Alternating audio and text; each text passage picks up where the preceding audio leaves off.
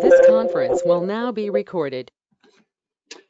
So my name is Chet Parsons. I'm the Director of Transportation for RRTPO, and I would welcome everyone this afternoon to the first meeting of the RRTPO Public Transportation Work Group.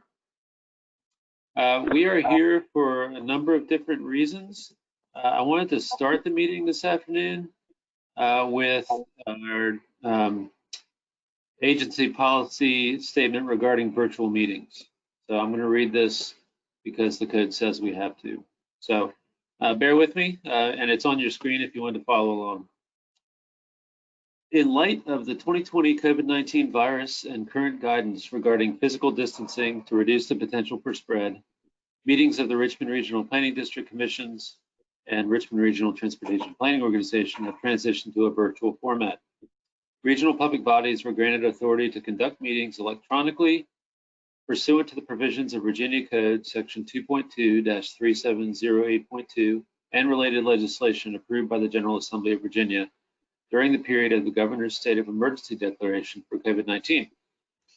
While we do not know the exact duration of the current practice of electronic meetings, we will continue to function in this manner until such time as it is deemed appropriate to return to in-person meetings. Staff provided notice of this meeting and the means by which we are virtually gathered to members of the public on August 24th, 2020 through electronic posting on the Plan RVA website and email distribution of notice to members, alternates, and known interested parties, including the media. This meeting will be recorded. Audio and visual recordings of the meeting and materials will be posted on the Plan RVA website within 48 hours of this meeting.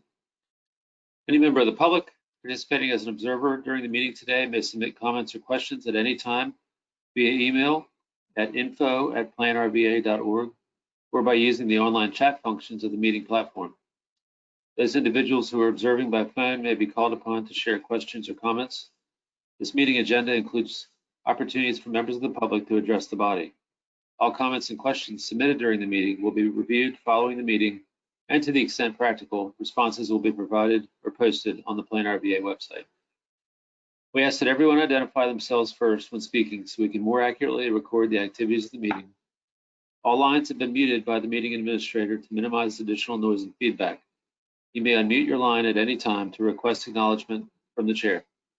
Staff will be monitoring the chat functions throughout the meeting to assure we do not overlook anyone wishing to participate as appropriate in the discussion. Does anyone have any questions regarding the process for ensuring effective facilitation of this meeting or for how members of the public may participate? And I'm reviewing the screen and the chat. Do not see any notice or hand raised. I will now ask our clerk to certify we followed the approved procedures for appropriate notice of this meeting and the means by which we are convening. Yes, Chet, I can confirm that. This is Nicole. Great, thank you, Nicole.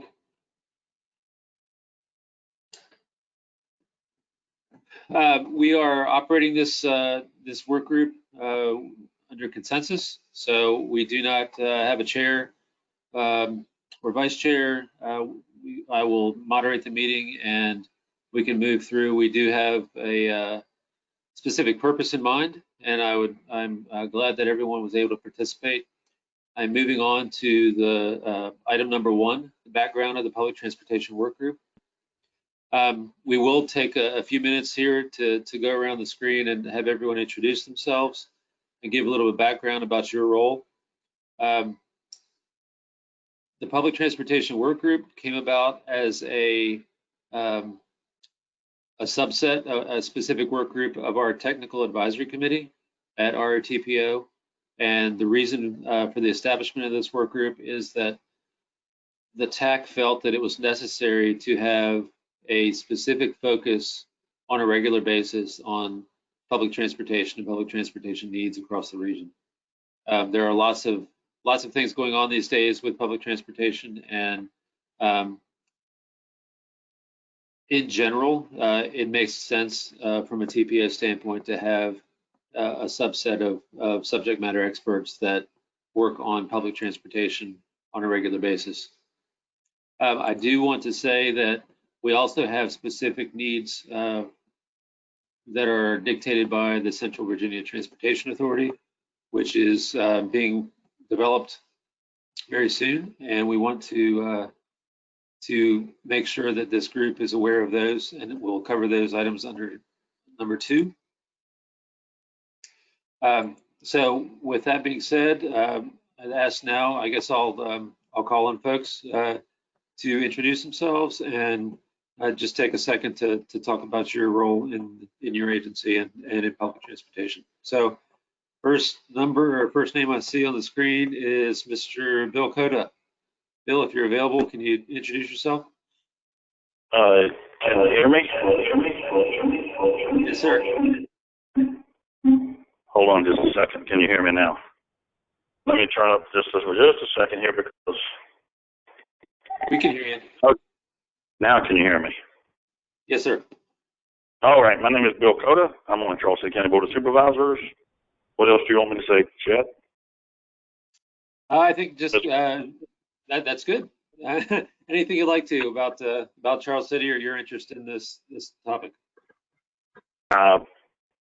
I'm brand new, so I'm just going to leave it at that, okay? Sounds good. Thank you. Okay, thank you. John O'Keefe. Hey, Jet. Yeah, John O'Keefe with Ride Finders. Just wanted to make sure that we had van pooling and TDM covered, and just interested to learn some more and help out in any way we can at Ride Finders. Great. Thanks, John. Adrian Torres.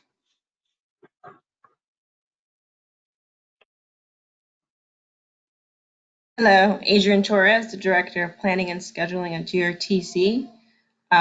Just working with you guys to get this plan developed so that we can have a good outlook for GRTC in FY22. Great, thank you. Tiffany Dubinsky.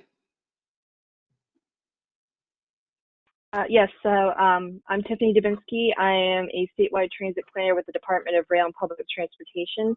I've been working with the TPO, both within the TPO and as the DRPT representative for, I think now about 10 years.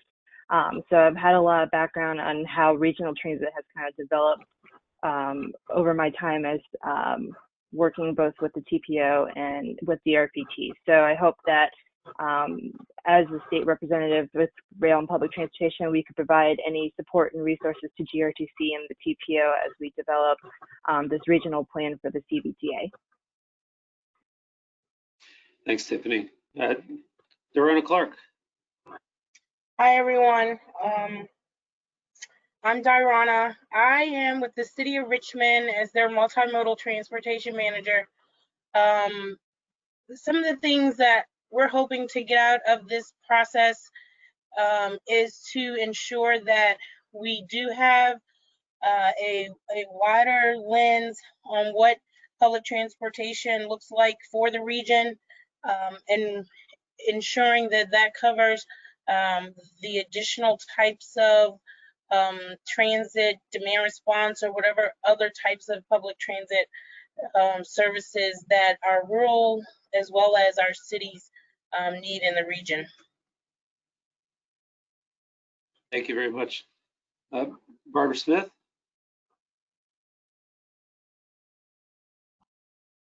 I'm Barb Smith. I'm a program manager with Chesterfield County Transportation, and we're just now kind of getting more into transit as a locality, but I'm looking forward to working on this regional plan and trying to take some steps towards expanding transit in the region. Thanks, Barb. Sharon Smidler. Hey. Hi, I'm Sharon Smidler with Henrico County Transportation Development Division Director in Public Works, and look at all the different modes of transportation for our residents, whether it be vehicles, biking, walking, buses, rail, just trying to look at all these modes and meet the needs, how we plan to address these regional needs. And yeah, just happy to be part of this group and come up with a regional plan. Thank you. Great, thank you, Sharon. I know we have a handful of other staff that are on the line as well. Did I miss anyone from the public or any specific committee members that need to introduce themselves at this time?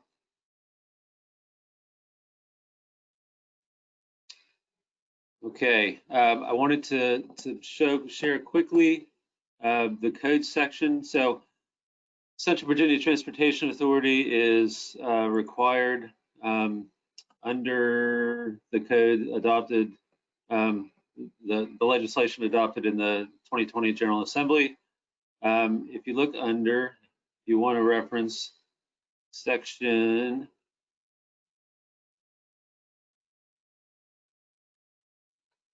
G. The GRTC shall create a separate special fund in which all revenues received pursuant to subdivision D2 shall be deposited. Here's the key point. The GRTC shall develop a plan for regional public transportation within Planning District 15 in collaboration with the Richmond Regional Transportation Planning Organization in conformance with the guidelines required by 33.2-286. So that's a key point, and that is one of the few specific directives that the code gives for the CVTA, the development of this plan for regional public transportation. And this plan is necessary to be in place so that the prioritization process and follows the same prioritization as other projects in the region that the CVTA will be considering. So knowing the priorities for not just highways and bicycle pedestrian uses, but transit as well across the region is one of the things that the CVTA is supposed to consider before allocating funds from revenues collected. And I'm going to ask at any point during this, Adrian, Tiffany, if I misspeak on anything, please correct me. But that's our understanding moving forward. Again, for those who aren't quite in the loop, the CVTA has not met yet. They are scheduled to have their first meeting on August 27th, so this coming Thursday. Meeting information is out there. If you want more information, please let me know.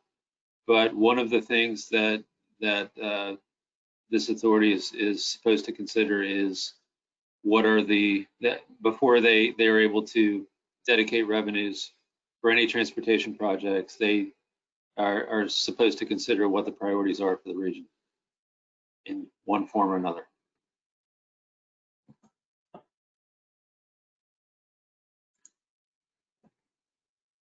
So we can come back to questions or comments on that after item 3, which is the timeline. So the timeline obviously is as soon as possible. This regional public transportation plan should be done. And I'm sure that that question will be asked by authority members when they meet on Thursday is when can we start allocating funds to needed projects across the region, not just for transit, but for everything else. And I think the realistic time frame is that a plan such as this will take time, varying degrees of time depending on what the plan actually entails. So I think that our hope is that we will have at least this first iteration of a regional public transportation plan finished by early spring 2021. And without any more specifics of a month or a date, I think that that's a reasonable goal, and it's actually very aggressive. So with that, are there any questions generally on the code or what we're doing here? Anything in general before I turn it over to Tiffany to talk about and Adrian to talk about plan development specifics?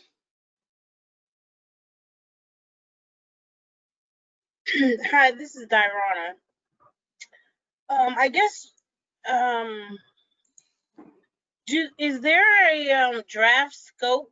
What are we, what's being used other than we need a plan to determine the timeline and then I guess assuming you're going to probably use like an on-call, but there's no scope development or any ideas for us to begin to review. There is, Darona, and that's something that Adrian's gonna address in a few minutes. It's being developed. Oh yeah, but yeah, now. Okay. Now my screen is up. I was a little bit off. Okay, I'll wait. Thank you. Yeah, no worries. Thanks for asking. Any other questions? Okay, with that, I will turn it over to Tiffany. Tiffany, is there anything you want to share on screen, or are we talking? It's just mostly talking. Okay. So kind of going over the procurement process, I think that for many of you who were on the Transit Vision Plan Phase 2, you were familiar with how the TPO handled the procurement of a consultant through DRPT's bench contract. We have an on-call contract with 4 major consultants that we had done a bid competitively, and we renew every about 3 to 4 years. And so that contract is available to all of our MPOs and transit partners to use at those same rates in order to abide by federal and state procurement processes, and also to help expedite the process in terms of finding consultants rather than going out for a larger open bid. And so trying to be considerate of the timeline and thinking of when CVTA would like to have a plan in place. We did discuss that in terms of the capacity for the TPO and GRTC to manage development of a plan, to look at doing a consultant off of our bench.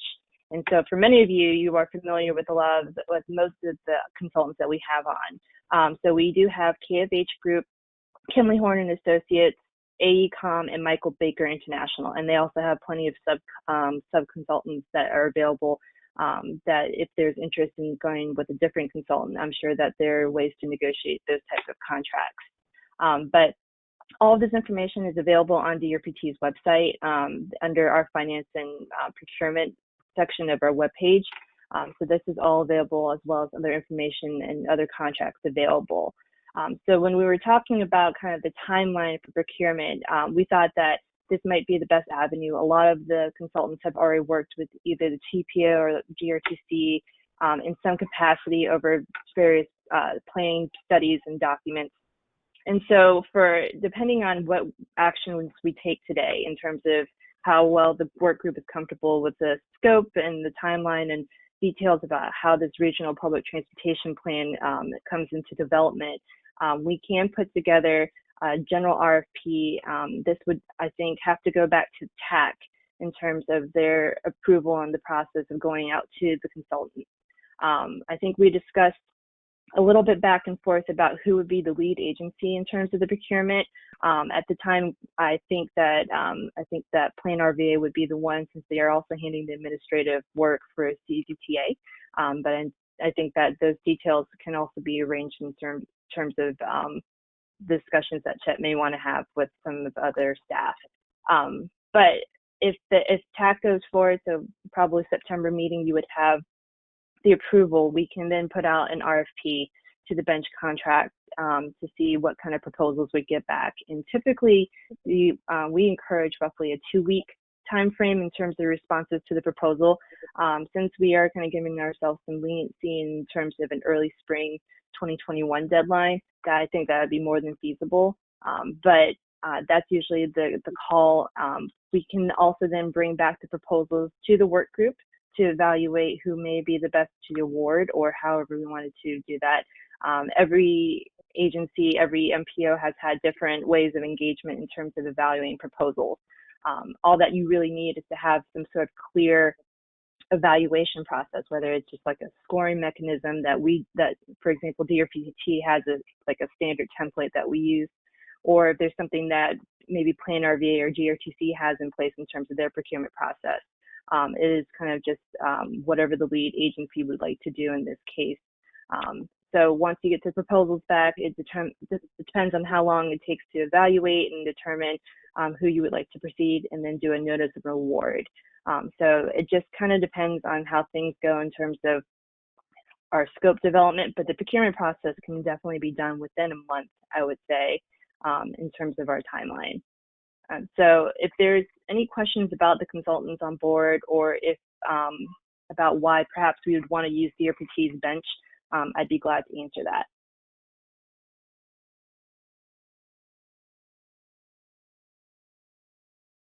Thanks, Tiffany. Any questions?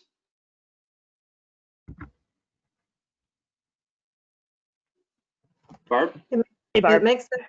Hi, how are you? It makes sense to me to use someone you already have available so we can shorten the process and get going right away.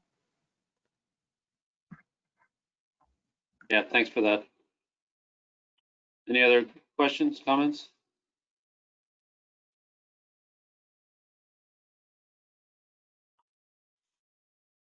Okay, well, thanks, Tiffany. I think that going back to Dirona's question earlier, we're now on item 5.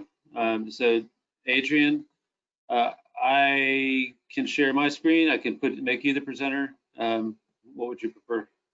It's fine, you can share yours since you're already the presenter. Sure, okay.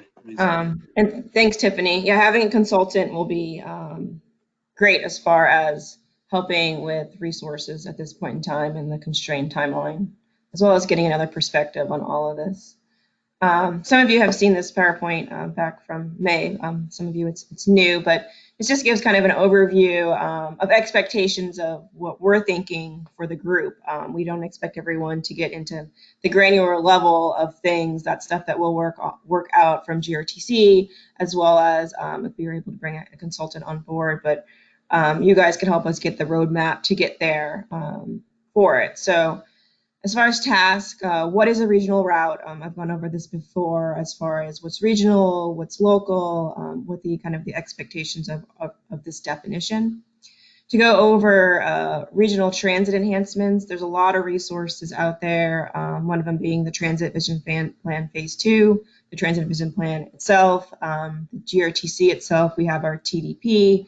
It was just updated in 2018, and we worked with Chesterfield, Henrico, and the city of Richmond as far as initiatives all the way out for 10 years. So looking at those, maybe reprioritizing them, because there are a lot of them in out years because funding wasn't available. So maybe now that funding, there is more funding, maybe we do reprioritize some of the stuff from FY25 and move some of those forward, or maybe there's things that you hadn't thought of before that you do want to add to the list. And this is not just those jurisdictions we've worked with before. If there's other jurisdictions that we haven't had the opportunity to work with, again, bring those initiatives to the plan so we can discuss them, discuss what years you would want to incorporate them. And Chet, I know the legislation, but that one piece in there that identified code was the DRPT, what the requirements are for urban transit agencies, which is our transit development plan, and what will be our transit strategic plan. That's required of us. I believe Tiffany is next year or the year after is required for us. So we're hoping to be able to weave all of this into the plan. Well, this plan will end up weaving into that, if not be the same thing, as we continue to develop and define and get all the initiatives in there. And then, of course, once it's all done, we'll have our regional transit plan worked out, and then this will be approved by CVTA for just this year. This is an annual requirement, so we plan on, within GRTC, with the MPO, putting in a very strict timeline as far as following the localities when they do their budgets, to follow that process to make sure locality funds are identified, and making sure we're ahead of everything so that the plan can then be approved pre-new fiscal year by CVTA, so we can put in any changes that are needed. So how do we get there? Again, this is refining and approving the definitions. That's kind of the path we're planning on going through as far as starting with, and I'll go over why that is important. And then performance metrics. These need to be, we'll take a initial look at them, but defining what those are. And those are important because if there are routes that we determine do get this funding, but they're not doing well, or they're not performing as what we may decide is regional, maybe they shouldn't get 100% funding, or whatever the amount of funding is. Maybe they just get more local if they're more coverage routes, as an example. So those are two big things that have to be worked through. And then again, the initiatives. So if you want to go to the next slide. All right, so I mentioned like why is this important? So first I'm going to highlight the first one is I have on there the FY22 original projections related to transit. We may or may not end up with those dollar figures, but for example's sake, putting those in there. So the regional subsidy for CVTA for specifically that 15% is roughly $30 million for GRTC. And our projected state subsidy that we were assuming for FY21 for state was about 9.9 million. Our fare box, just doing a projection using not our FY20 because of COVID, but using our FY19 ridership, we roughly do about 8.4 million for fare box recovery. And then we do use a portion of our 5307 currently for federal subsidy. So I'm using a round number there of 8 million that we use towards operating dollars related to fixed route for transit. And then below that are two cost items. One is our base of 49, it's roughly $50 million. And then I have in there what we've already identified, whether it's a mixture of TDP as well as the Transit Vision Plan Phase 2, what I've gone through that were identified as FY22 is roughly $11.5 million. And we are looking at within the first year to use, let's say it is $30 million, $10 million of that on expanded service is what we're looking at as far as projection. You can go to the next one, Chet.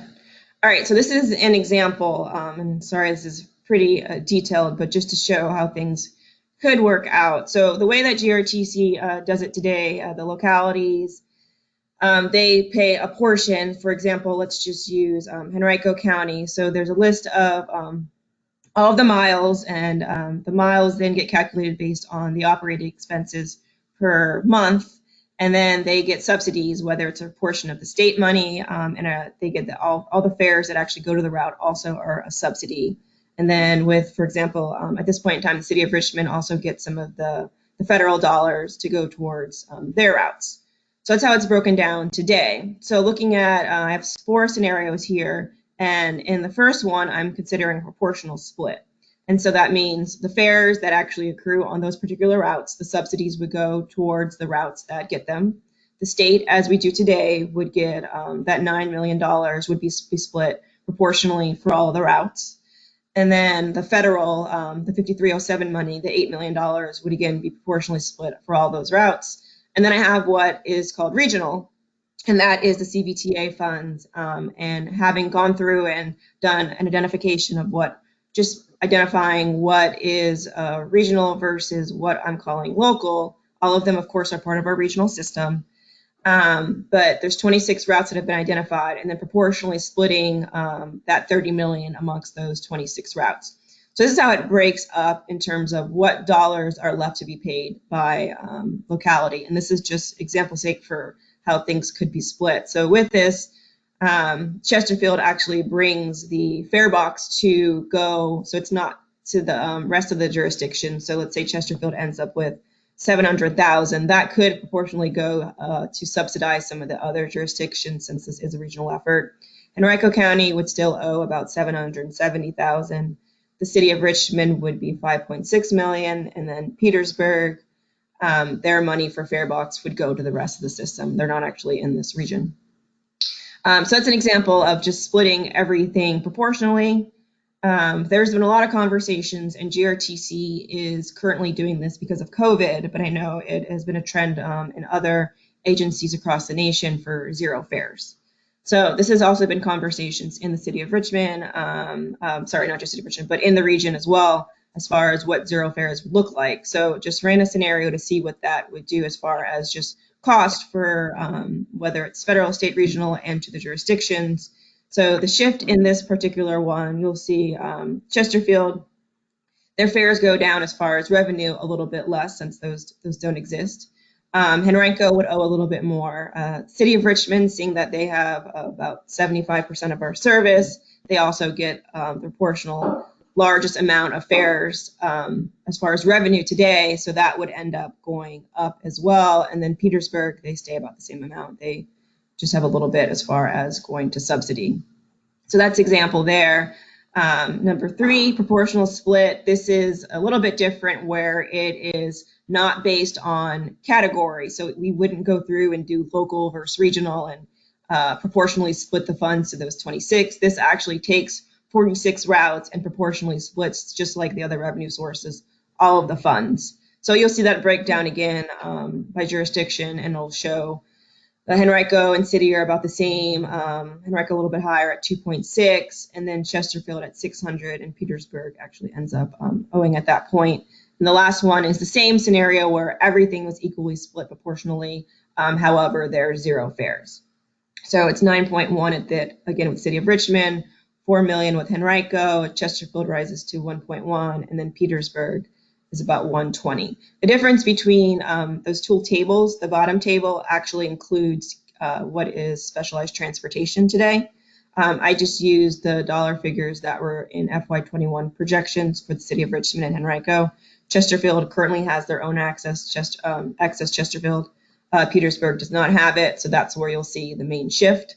But the way the jurisdictions give funds today is that they give the funds for fixed route as well as paratransit with their locality funding. So this just shows how the regional funds, why it's either important to do the splits with local versus regional, or splitting it all together also is an option that I would like for us to kind of work through as a working group to see kind of what is best, what's best for all of the jurisdictions, whether it's the ones that are currently part of our transit agencies or if others also have enhancement needs as we move forward. But in there, I do have a note that just the legislation states that 50% is required of what that baseline funding was for all jurisdictions.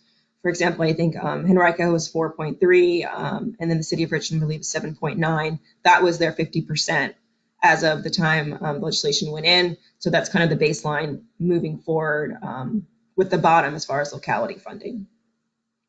So if they do, if the number ends up being less, let's say scenario 3 for both of them, or the City of Richmond is less, they would still give the funding that was 50%, but then that may go for maybe putting in enhanced service or maybe decreasing some of the liabilities for some of the other jurisdictions. All right, go to the next one, chat. All right, so these are some of the working definitions of what would into what we currently kind of have slated, or just putting as suggestions of what's regional versus what's local. So the first one kind of just lays out what is an express route. It's commuter service, usually goes from an outlier jurisdiction to a CBD area.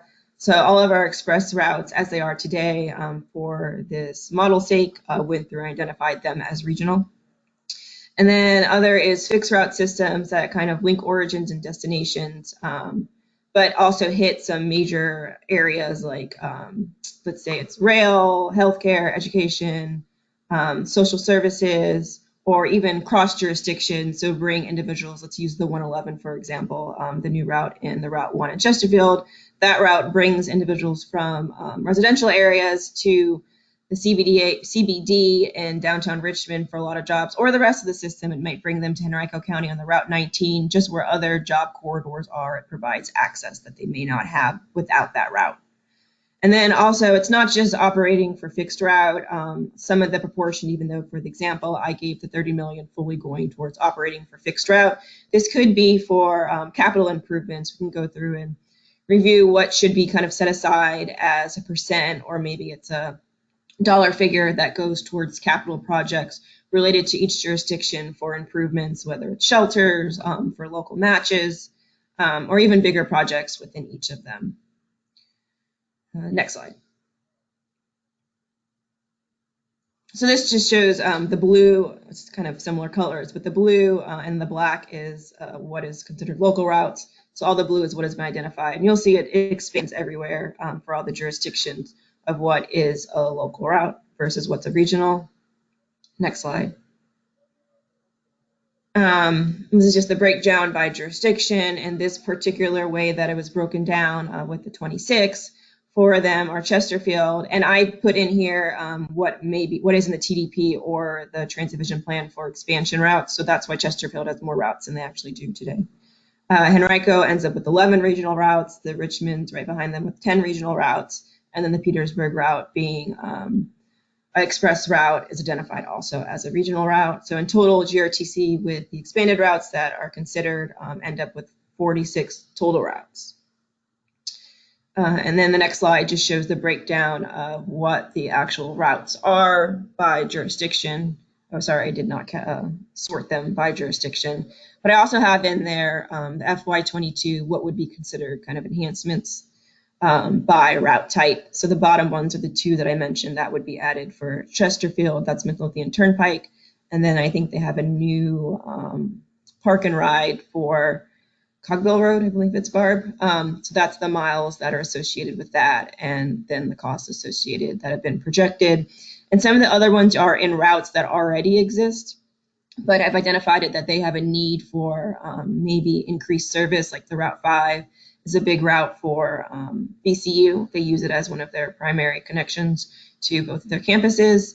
So that they themselves have asked for increased frequency, which we've already had the conversations with the city to be aware of that need. The Route 19 came out of Transit Vision Plan Phase 2 for enhancements with increased frequency. And it could be at peak times only, or it could be all day. Both are things that were presented. Same with the 79 for Henrico. Henrico has identified that in the future, or maybe now, that it would need service on the weekends. Today it only operates on weekdays only. The 82 was identified to have additional park and ride. It used to have 3, and now it used to have 2, and now it only has 1. So they're building potentially, I think, a new park and ride that should be opening next fiscal year. The 108, we know we already have capacity issues with that, with the VCU using it. As well as it's our spine for our system for the region. So we've put in numbers for enhanced capacity with increased frequency on that. We also have capital grant submissions in now for articulated vehicles, which would also help. The 2B you see on there is an expanded service. We currently have service there today. It stops at basically right across the Chesterfield line. So there is capacity within that route to go a little bit further, potentially Chesterfield Town Center. And then the 7A, 7B is a Henrico route that goes to the airport. Along 9 Mile Road and Laburnum, those routes today actually have pent-up demand for more service, so increasing frequencies on that. And then the other one for Henrico is up Brook Road, going up to about Brook and Parham, and at some point to VCCS. There is demand for service on that.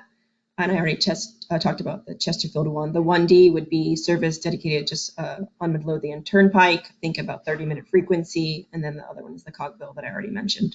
So those are enhancements that we already have listed, and that is not exhaustive, I'm sure, with what the jurisdiction's needs are. Go to the next one. So with that, continuing to identify, working with everyone within this working group to get the full list of what they would like, whether it's in short-term FY22 or some of the out years as well. So we already have the list set for initiatives. And we've had some internal conversations of how would that work if we only have 10 million, and you saw I already had 11.5 million listed.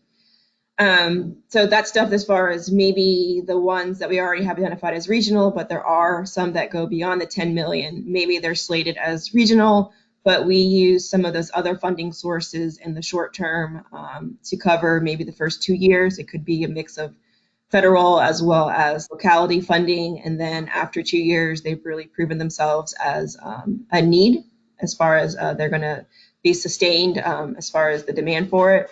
Then they could be kicked in for proportional spending of the regional money. Something that we've talked about so far is how to deal with things as initiatives continue to get added. And then I think we have one more slide. That's just the full, I went over those already in detail, but that's the full list explaining what they are. I guess that would have been helpful to go over, but then descriptions for each of the ones. And then just next step would be to work through those definitions. Is that what we want to do? Go through local versus regional. Tiffany mentioned a consultant will be much appreciated as far as working through this, because not just to this level of what the expectations are of this working group, helping us as far as facilitation, gathering information, but GRTC on our side, we have a lot to work through in terms of just looking at the allocation models, making sure that the policies and procedures are set in place, working with our board to get things approved, as well as getting whatever needs to be put together to be actually approved also by whether it's the jurisdictions themselves approved for their funding and with CBTA eventually. So does anyone have any, I guess, questions related to all of that information?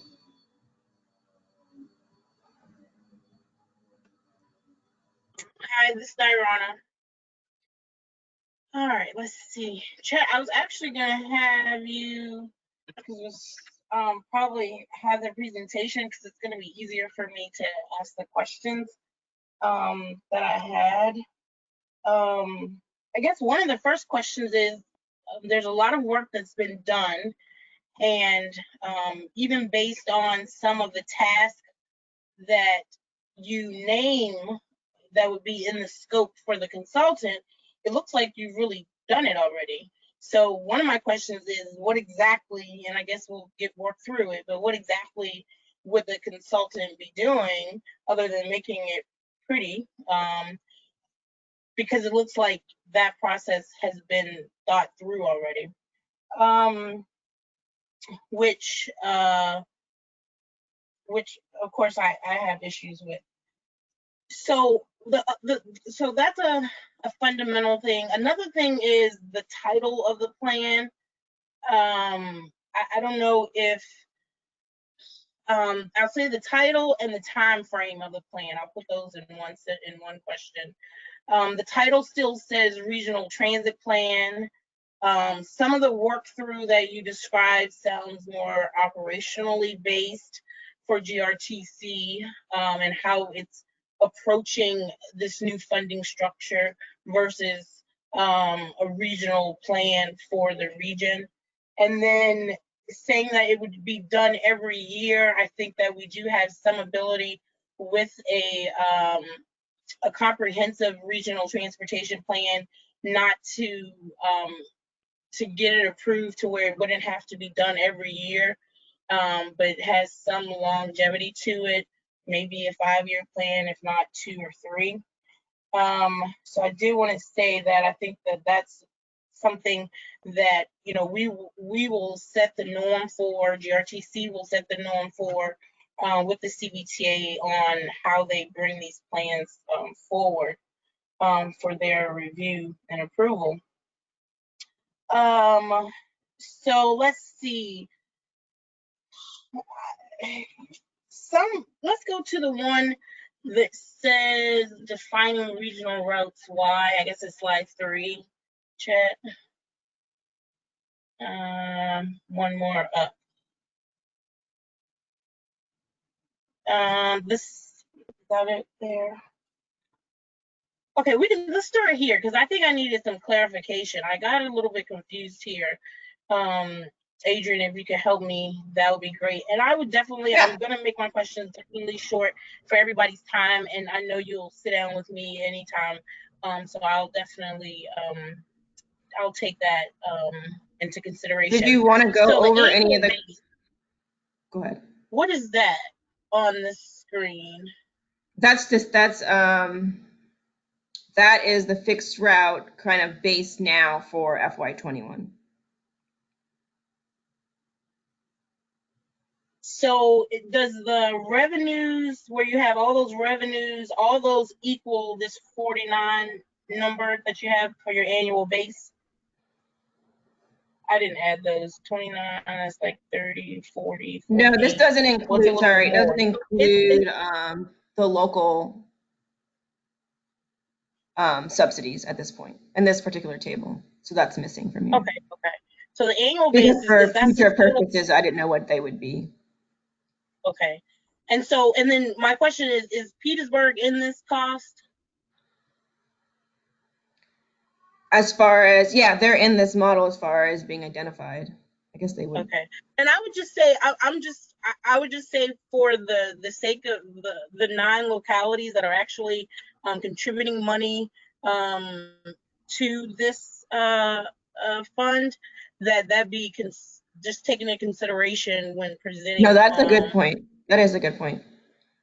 And then the cost, okay, and then the expansion, that's something that's because I got confused with that, but that's some types of expansion, which you talked about a little further on, but those would be new services or enhancement to services on top of the current 49.2. Correct. Correct. Okay, then the next slide, chat for me. All right, now this is where I get really confused. I know, it's confusing. So tell me, I guess my question was, what was the basis of the proportional split? Let's start with that.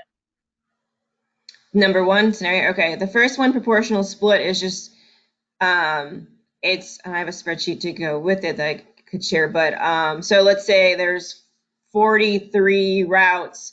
It depends on actual ridership for the route for fares. So let's say that the Pulse, for example, has, I don't know, 7,000 times whatever riders total. You then takes whatever this is a projection. So taking average fare, which is roughly around 90 cents, and multiplying it, you get the estimate for fare box projection for that particular one. So it is based on actual ridership and multiplying it by our average fare.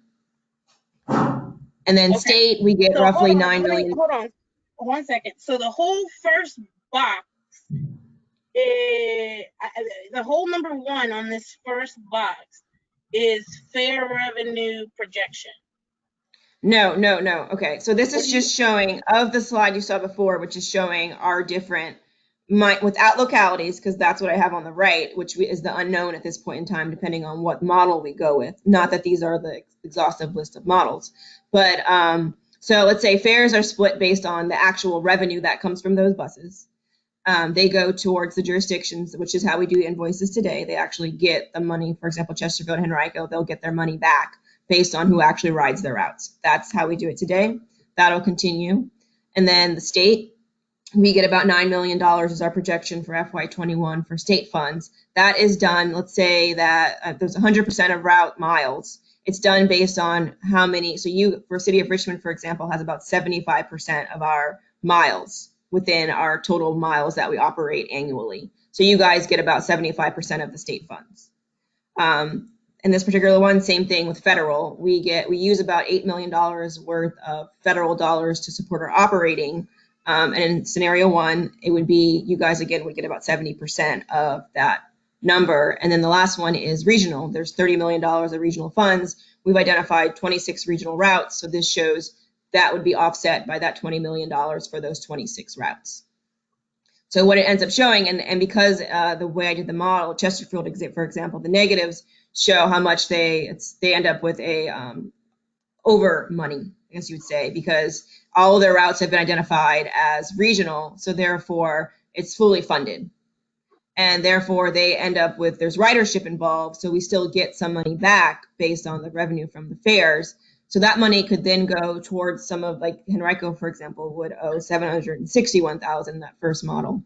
So maybe some of the money from Chesterfield would then, I mean, it just goes into what's supporting the regional effort, would then go towards Henrico. But I mean, $684,000, there's a lot of unknowns in here. For example, the 50% required for jurisdictional funding. I think that's roughly going into FY22, what Barb's paying or Chesterfield's paying between the 111 and the 82. That's probably about half. So they would be already giving about $684,000 with that. So, and it just gives different scenarios. The next one is the same exact thing, but it just puts in, there's no fares. So at that point, everyone increases because that actually eats one of the revenue sources. I think that, you know, for a scoping item, that this process be developed so that we can all see exactly what goes into into the process. Because, you know, you talk about, for example, Chesterfield routes being regional, you know, then I would assume that all of the route that could then connects to the city of Richmond, that particular route automatically becomes regional too, Because I mean, Richmond being the core and the center, everything that spokes out from us is more than likely, going to be regional. Or if it was only regional in its inception, they don't want local transportation service. Which goes on to the next portion again. I think that again the plan addresses a honing in on how can we get some capital money out of these regional funds now versus one, us trying to solve the issue of the regional system as it exists. And I think that the process should entail not so much feeding of what the regional route is, but a process that determines that, as well as then some of the breakdown, because we don't pay, our pay format is not that of Chesterfield nor or Henrico. So all of it is new to us, and in hearing it. So one, we don't hear it, we don't do it, and we don't understand, and or whether or not we accept it. So again, we're just trying to make sure that all of it is clear in what what the plan is doing in order to I don't know, dictate some of the processes that really haven't been worked out regionally. And I think that with with spring 21 being the deadline, I think that there's a lot of assumptions that we would have to make in order for it to be fair for the city of Richmond, for us to think that it's a fair process. But I think that a lot of what you presented is something in which some of those, I'll call them levers of change, for lack of better words. I think that those levers within this process are good places to start and to begin to figure out what those longer regional transit routes look like. But I also think that the regional plan goes beyond just transit regional routes as well. And I don't see any of that really being addressed with this version. Although I did hear you say we'll pick that up next year. But is it fair that none of the other rural localities that don't have any current regional transportation, that their funds, maybe they want to hold their funds until that plan comes out. So, I think that we have to see what the CVTA says. What do you mean hold their funds? What do you mean hold their funds? Again, there's not that are contributing to 15% that is CVTA portion for GRTC. There's non-locality giving you, I don't know, a number, 26 million. Your phone's breaking up a little bit, Dorona. I'm sorry. I just said there's non-localities that are contributing to, I think, at 26 million. Right, that's correct. And I mean, that would be great if everyone wants to, I guess, participate as far as identifying initiatives within their jurisdictions. I'm not sure if everyone's represented as part of this working group. I mean, it was kind of selection. I wasn't even selected, I guess, voluntary based on interest. How many jurisdictions are part of it, Chet?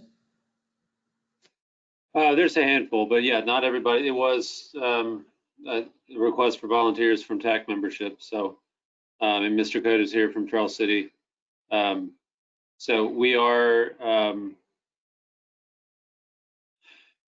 yeah, I mean, I think we're working with what we've got. I think that during a lot of your points, and you asked earlier why a consultant, this is why we want a consultant, because they can start to consolidate a lot of these questions and bring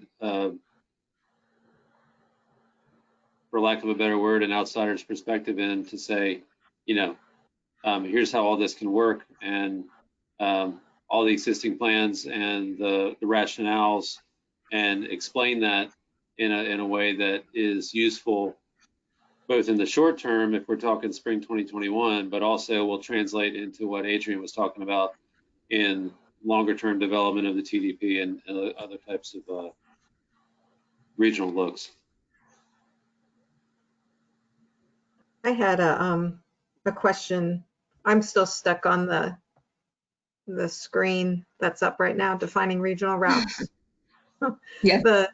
The bottom chart. So I'm following you on the top chart.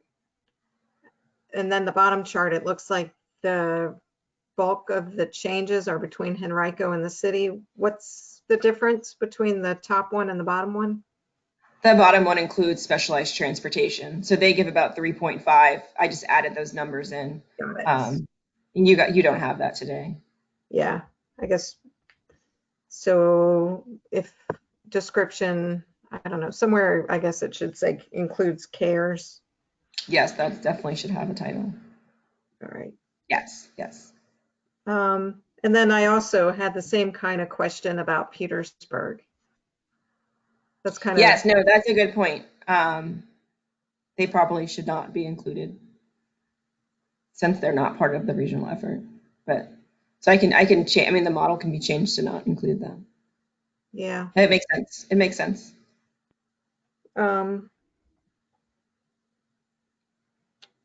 I had another question. Anyway, I have so many questions, I can't even know what my questions are.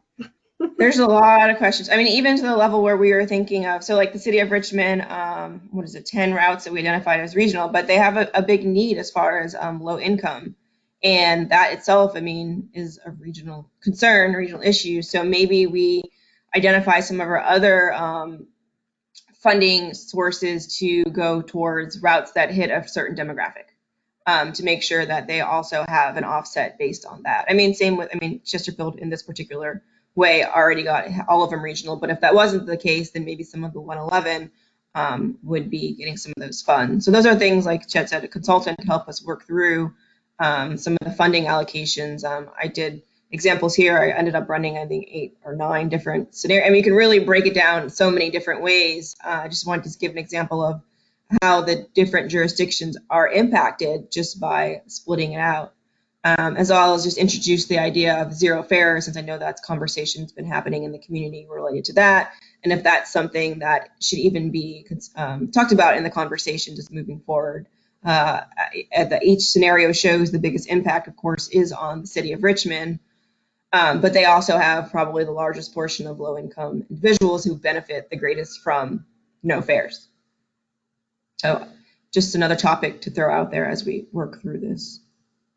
It seems like we are kind of, I know we've all been in that transit planning workshop, where one of the very first things you do is think about coverage and frequency and how you want to split your money. And it seems like we need to kind of start way back there and have some sort of idea of how we would want to split this money as far as, the low income or definition of regional, all that sort of stuff. Right. Yeah, I think that in the next meeting, or we can send out some material, just kind of what we've worked through already as far as justification, and then you guys can determine if that even is the right path to go down.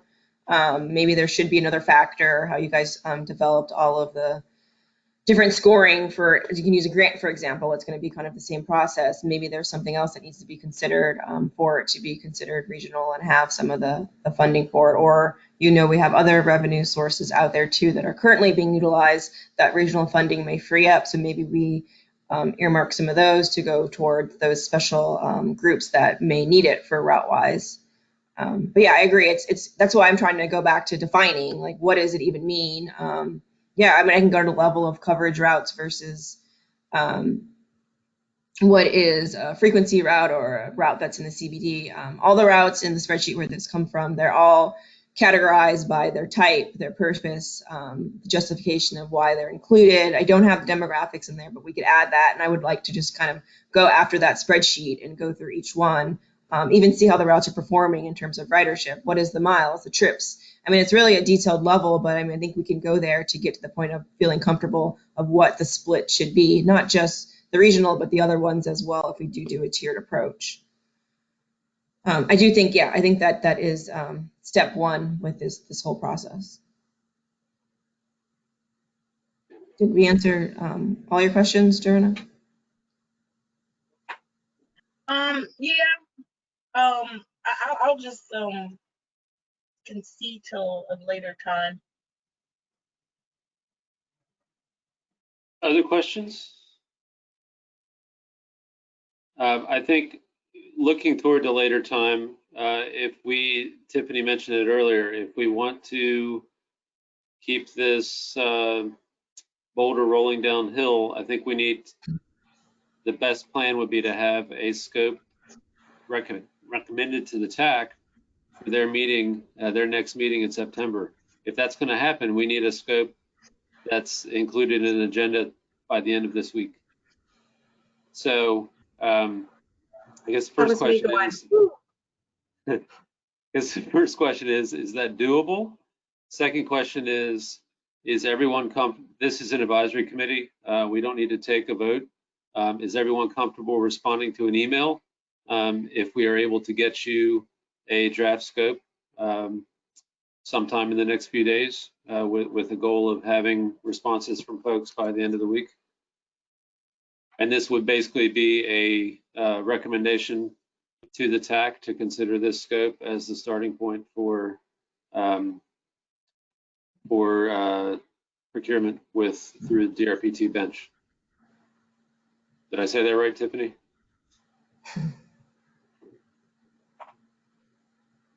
Yeah, if I remember right, with the phase 2 transit vision plan, you had this scope as part of your overall RFP. And so that right. Once TAC had approved it, then you can immediately distribute it out to the contacts on the bench. And that would start that 2-week response time for the proposals. But I mean, I will say that, you know, I don't know after today's conversation if everyone would feel comfortable in terms of just reviewing a draft via email. I mean, I think there's still some questions about what we want to include in the regional plan.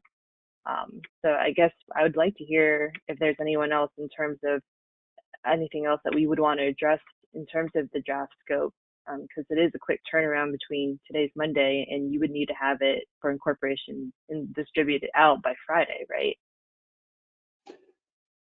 The agenda will be put together after Friday, but yeah, it'll go out early next week. Other thoughts? This is a super quick turnaround, and I apologize. Yeah, what is the driving force to go that fast? Is there really a real deadline, or is this a self-imposed deadline? It's self-imposed. I'm expecting the question from the CVTA, when are we going to have a regional transit plan? Mm-hmm. And I mean, yeah, it's self-imposed. There's no deadline in the code for having this done, but the money can't be spent till it's done. Yeah, I know. I'm anxious to get it done. I'm just worried about, I feel like I'm probably going to be really awful for Adrian to work with because I've got so much, I feel like I'm learning so much all the time. I don't know if I can review it that quick. Yeah, I mean, that's, I mean, even if let's say we made a decision in the enhancements, I mean, realistically, we couldn't implement all this stuff July 1st, even if we had the money to do $11 million worth of enhancements, because even if we did get $30 million, just the way it works in transit as far as being able to build those routes is one thing. And then some of them I'm sure going to need a decent amount of marketing to go with them. as well as enhancements mean more operators and more fleet. So we put in an order already in anticipation for at least for more fleet. So we need those to be able to run the service, and we need people to be able to drive them. And I don't anticipate that all happening before July 1st. So it will end up being a phased implementation. But we could do as part of this plan is the phase implementation. So we end up adopting, not doing maybe enhancements within the beginning, but it could just be what we decide to doing versus regional funding. Maybe within it's just funding what we already have in place to alleviate some of the jurisdictional requirements for FY22, and then maybe halfway through the year we begin to do some of the phase implementation. Maybe it's your Midlothian Turnpike extension, Barb, or some of the other ones. So it doesn't have to be all of it at once. I mean, it's phased. I think that's the best way to actually do it. And part of that conversation, I know Dorena asked about why a consultant is needed, but also, I mean, even this year, let's say we get between 10 and $14 million. That was supposed to be for fiscal year 21. At this point in time, we don't have anything to spend that on. So it might end up going, but it still has to go through the plan and get approved by CBTA as far as where we can put that money. We would like to put it possibly in a reserve if that's something that approved, but what happens with that money after it's in the reserve? Can it be approved for maybe that is the funding we used for some of the pilot programs, just like you have DRPT grant this year, Barb? Maybe we have pilot programs that aren't identified as regional, but we have $10 million that gets interest each throughout the year, and that could be a pilot program for a route that eventually becomes a part of the regional pot. So, I mean, all that stuff has to be worked out, but I mean, we still have to have something in place to even be able to put that 10 million somewhere. It's a lot of steps. So it's a short timeline, but I mean, I think that once we know where it can go, I think that the CBTA can approve the funds, therefore it doesn't need to end up coming to GRTC. This is Sharon. What if we, so instead of trying to go for the September TAC meeting, are we able to push it off till October meeting? And so we have more time to review a scope for using one of the consultants on DRPT's bench? Or what do others think about that? Or is that, yeah, that's what I'm throwing out there.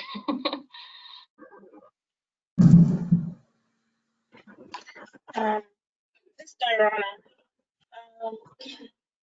I think Tiffany had mentioned a little bit when we did the transit vision plan.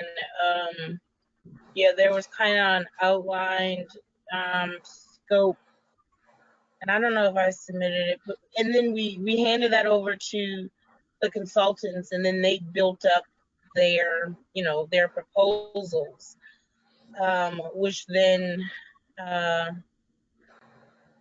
you're able to look over those and begin to see pieces of components of the plan from you may pull something from one person's, and then that's how you're able to get a better scope developed. So yeah, I would I think it's still not clear if we're all on the same page, or I'm not clear exactly on if we are going to take a the open-end approach, saying here are some elements, give us or tell us what a regional transportation plan, scope it out for us, and then we look at those, or if we really want to give them something and then say come back with the proposal. I think there's a difference in those two things. Yeah, I think the foundation that we have, which is probably the responsible course forward, is to take Sharon's suggestion about waiting until the October TAC meeting and taking the next 3 weeks or so and using the framework that we used with the transit vision plan update, put together a draft RFP that includes potential scope elements like Darren is mentioning, pass that around between this group and maybe have another meeting or two in the meantime to work through the details, make sure everybody understands what's included, what's not, and why, and then work towards making a recommendation to the TAC for October. I mean, I think if I go into a CBTA meeting this week and say that we have a public transportation work group that's already established and we are putting together an RFP, that's probably going to be sufficient for the authority members to understand that there is progress being made. I mean, it's really good progress, honestly.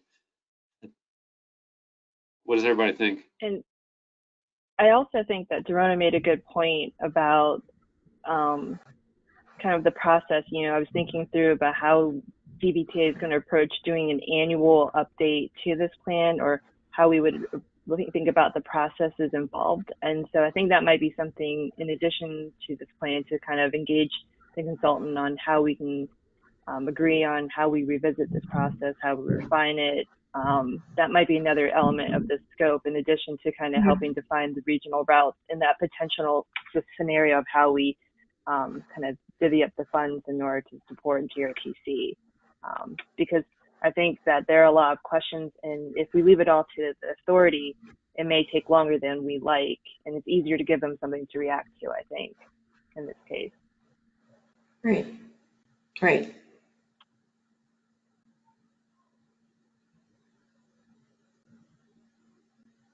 Okay, other comments? Questions? Yep, that sounds like a good approach. This is Sharon, and I kind of need to sign off now. So that sounds like a good approach. Thank you. Thanks, Sharon. Okay, so I think next steps I'm hearing is that we take a look at the RFP framework that we use for Transit Vision Plan in terms of sections and components, and kind of work through what that what the scope pieces might look like to lay out for the bench consultants to consider when they're putting together a proposal. So maybe if we had a little bit of time to put some draft language together for that, send it back out to this group for review, and then maybe when we could either schedule now, or when we send out the RFP, look at dates then in the next 2 weeks. That seem reasonable? I think that's good. Yeah. Yeah, sounds good, Chet. Okay. You good with that, Adrian? You're doing the heavy lifting. Yeah, that sounds good. Okay. Okay. So what would you prefer? Would you like to look at dates now for another call, or do you want us to send out a doodle or something to see what availability is? Another doodle. Doodle's fine. Okay. Barb, you okay with that? Okay. All right. So the last thing on the agenda was next meeting date, but we're going to figure that out. And any other questions or comments or concerns before we break? Okay, I don't hear anything. So thank you all very much for your time, and we will we'll get there. Yeah. It's going to be exciting. Thank you so much. That's right. Yeah. Thank you very much. You. We'll talk to you soon. All right, thanks, y'all. Have a Bye. good day. Bye.